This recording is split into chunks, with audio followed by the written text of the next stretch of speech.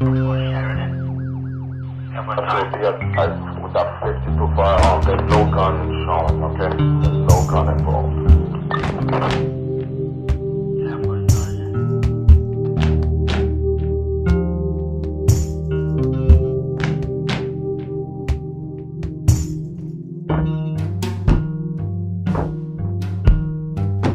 Racial profiling in the United States has received a lot of international press as of late. But profiling is as prevalent in Canada as it is in the US.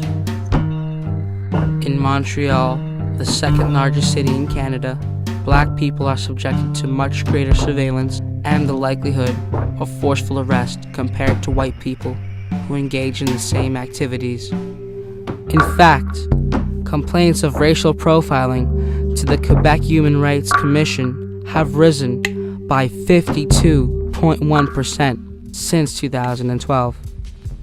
And there are over 150 cases of racial profiling active right now.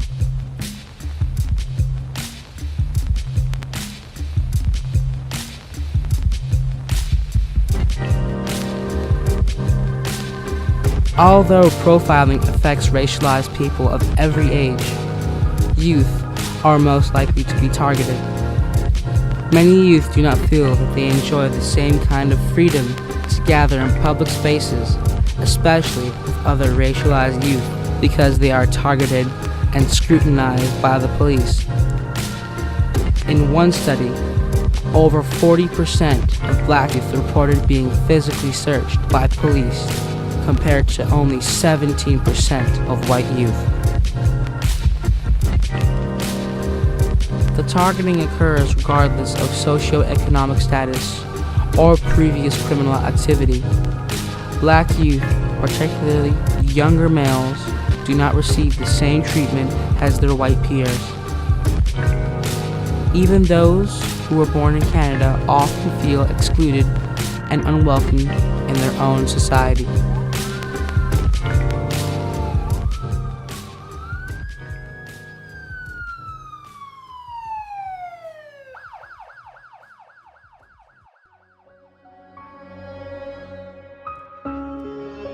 We cannot deny the links between racial profiling and the drastic increase of incarceration of racialized people. In the past 10 years, the incarceration of black people has increased by 80%. Over the same period, the incarceration of white people has declined by 3%.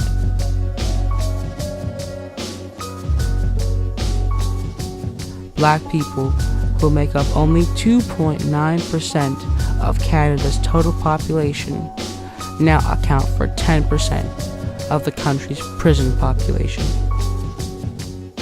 Despite this reality, there's been very little public attention paid to the skyrocketing increase of the number of black Canadians sent to federal prisons. There is a serious problem of systematic racism within law enforcement in this country. Not surprisingly, officials have rejected these claims, and law enforcement agencies have done little to address this reality. Racial profiling subjects people who have engaged in no wrongdoing to embarrassment, humiliation, and trauma.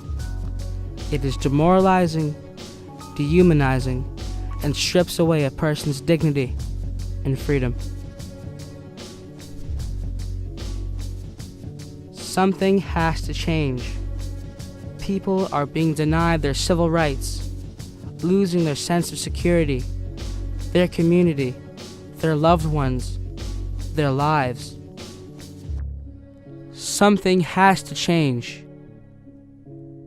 Speak up.